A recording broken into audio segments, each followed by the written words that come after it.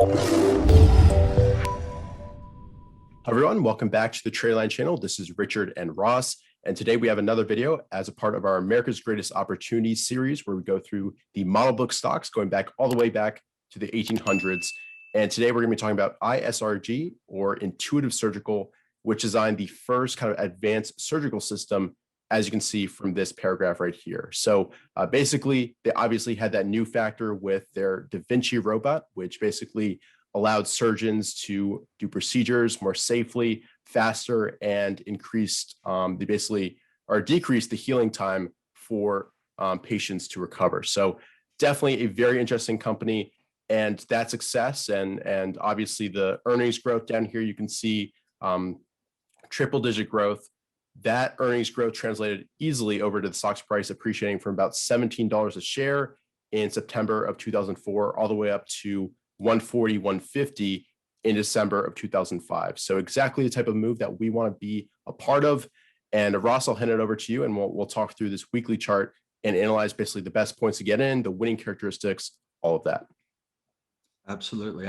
So we'll start over here on the left side of this base after this run up off the bottom. Just very quickly, this base is flawed for a couple of reasons. We can see it's extremely deep for starters, almost 50% from highs to lows. That typically is a big, flaw, warning flat, warning sign right off the bat. Also, you can see it's that V-shaped recovery. And even though we've got this really tight sideways action in this area here, this is where you got to pay close attention to the details. You've got that wedging up area, which would, where we would consider that your handle. Right. Again, another flaw. So all of that, keeping that in mind, yes, it's a do not buy after the fact. However, had you bought it, I would tell you that, just following basic moving averages, you probably worked your way out of this position before you, got too far buried. Again, so we build another base here. You can see we undercut the lows of this wedging handle, which makes sense. I say that because I remember Bill going through stocks a million times and always pointing as we'd go back in time, he'd show where we get an undercut of a significant area. And a lot of times when you're going back, and you'll notice that an ultimate bottom comes at an undercut of an area like that. Just something to keep in mind. As we undercut here, the one big negative, and you can see we have it point out, is this massive volume spike to the downside after what would otherwise be interpreted as somewhat constructive action on top of this area. This is confirming that there's something wrong with this base, this big close on lows well below its key moving averages. That's your first big flaw. The second thing you want to pay attention to here is as the stock climbs up the right side, as you get into this handle-esque area, we start to wedge again.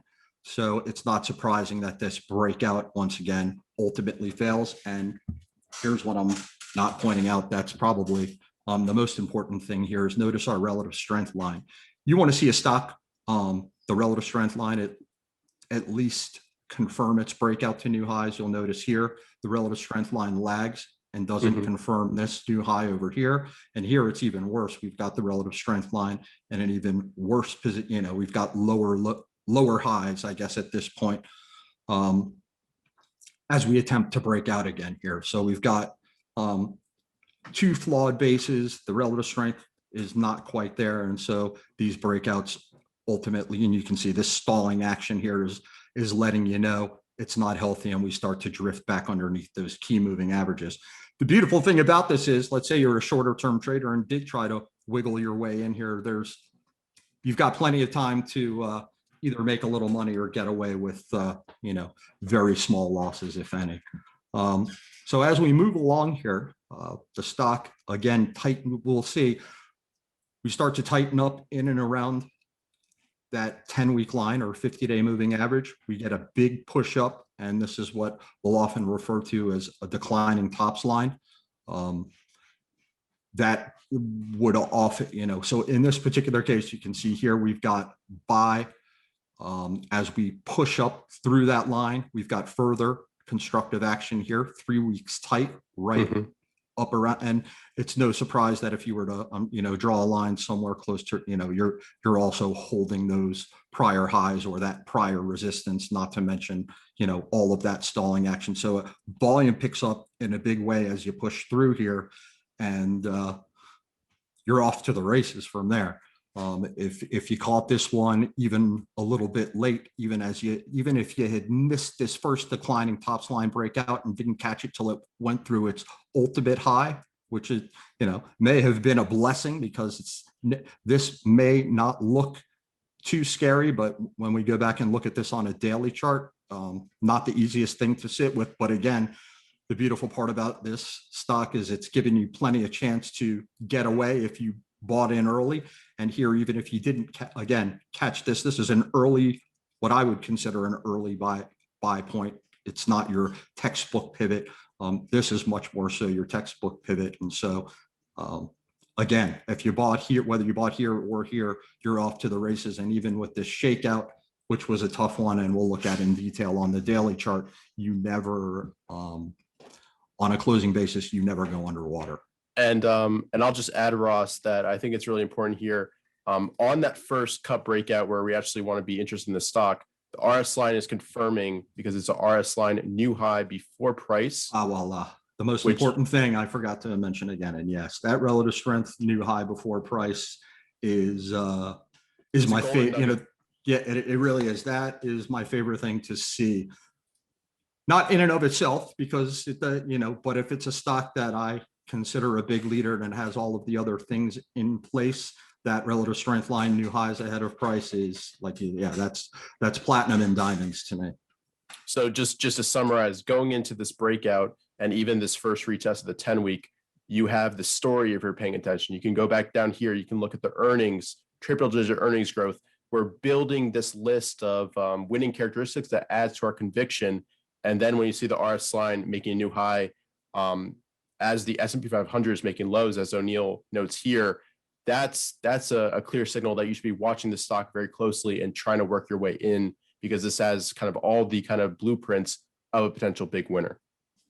Absolutely, Richard. And also I would point out here, as the stock breaks out, we start to develop resistance up along here, which ultimately becomes the upper channel line if we were to draw lines up and down. And this is a rule that Bill talks about and how to make money in stocks. When you see that big volume push, and on the daily chart, it will look like a big vertical move. Once you get extended outside of that channel, that's usually a time to let go a good chunk, if not all of your position, in the hopes of buying it back at cheaper prices or at a better spot with, better risk reward, obviously. So, and jumping in, I think it's also good to point out, during this strong move, I mean, yeah, it was bounded by this upper channel line, but it also respected its 10-week for a bunch of times during the strong run before ultimately forming, I think, a third stage base,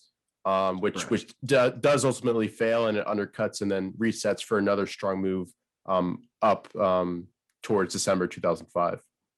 Correct. That would be that right here as you're talking to. That's if you consider this a stage one base, here is our stage two breakout, and we're working on a stage three. Obviously it fails. And to be quite honest with you, if things are looking good, when things are on a stage, I always keep in mind, right, in the book, Bill will say stage 3 and stage 4 are considered late stage. So once we're at stage 3, it's not, I would, if I already had a position down here, obviously we're you want to be adding much smaller as you get to the top of that pyramid.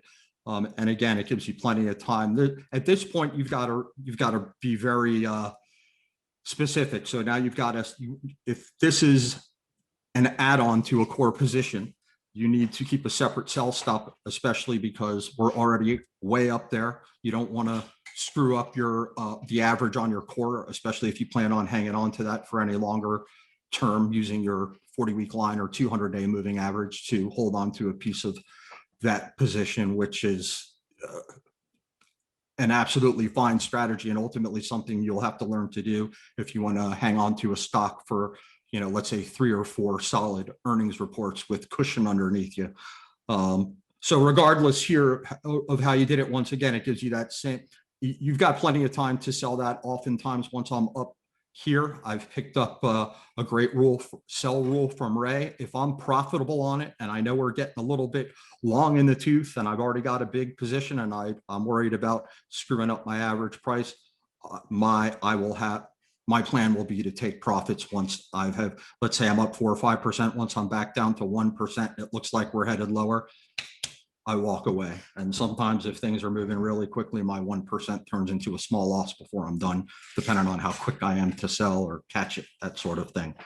But again, as Richard mentioned right here, we undercut the lows of this, what would have been a later stage base. That resets the count to stage one. So now here we go. We're building another stage one base. And you can see we've got big volume on the up weeks, lighter volume, tight action as we pull back and hold the moving averages. And again, we've got massive volume, huge breakout right here, giving you plenty of time. You could buy it through here. You could probably add more through the highs here. So even if you did wind up adding, getting pushed out, I always say, the lowest price isn't always the best price. Your risk reward paying up through these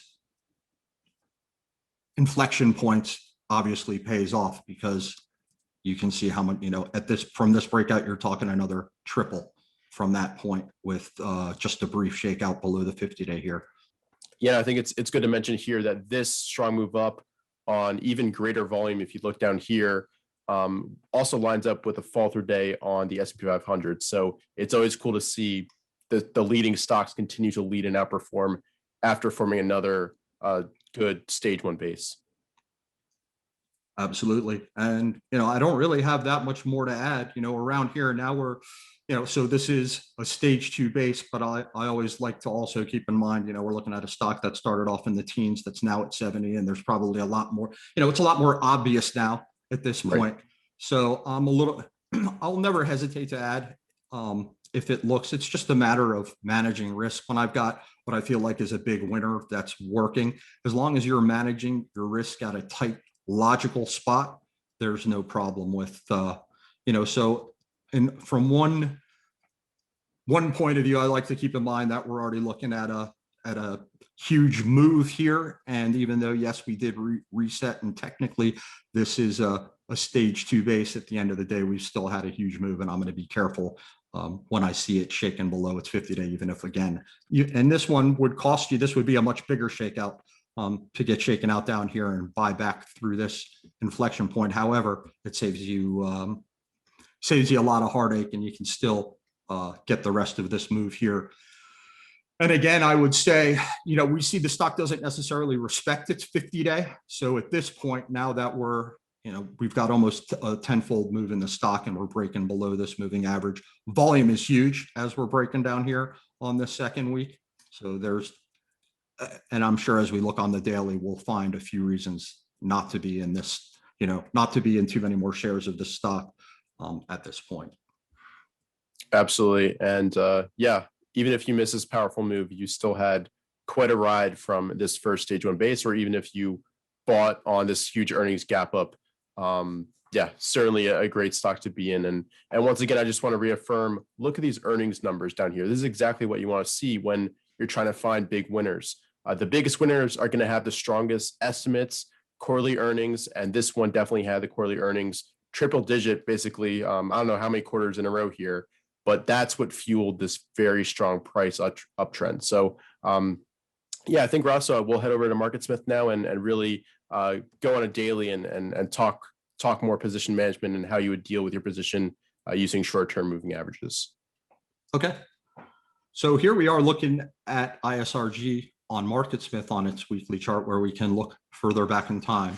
And the reason that this is important is we can, see other important inflection points where we had resistance prior. Let's just draw a few lines that, we've got there. That makes sense roughly here. And its prior all-time high. Right there. Yep. So This is what I was talking about before. So as it's breaking out, it gets you a little more granular view, especially as you get up into this area here. So even had you missed it here, you can see this is it where it might look extended on a daily chart. You can see this still has a ton of potential. It's just getting going. Still hasn't even reached its prior high. Also, I think this is what the reason we're looking at this, what I was referring to with this pullback right here. Exactly. Thank you, Richard. Notice it's not for no reason that it happens to stop right in and around that prior high. Unfortunately, this sell-off was steep. It looked like it was going into earnings and you would have been forced out of the stock here, but it's always nice to see that it did stop at a logical area. And again, this is not coincidence that we've got to stop here and then this breakout takes it on that big run before it ultimately violates its 50-day or 10-week moving average again. Right. And Ray always likes to mention that step ups in average volume are an indication of more institutions getting involved. And we definitely see that with this stock. Right at this last cup, you've got this very obvious move up from around 1 million shares traded a day to more about 3 million. So definitely more institutions getting involved, which is an added bonus as well. And popping over to a daily here, we can get a little bit of a closer view at this decline right before earnings. Obviously, it shakes below the 50, which is one reason to sell. And if you don't have enough cushion before earnings, you don't want to hold through that binary event. We do get a nice rally beforehand, but there's certainly time to get back in right after it. Look at how tight these days here are, giving basically none back at all, holding the prior pivot at 28.25.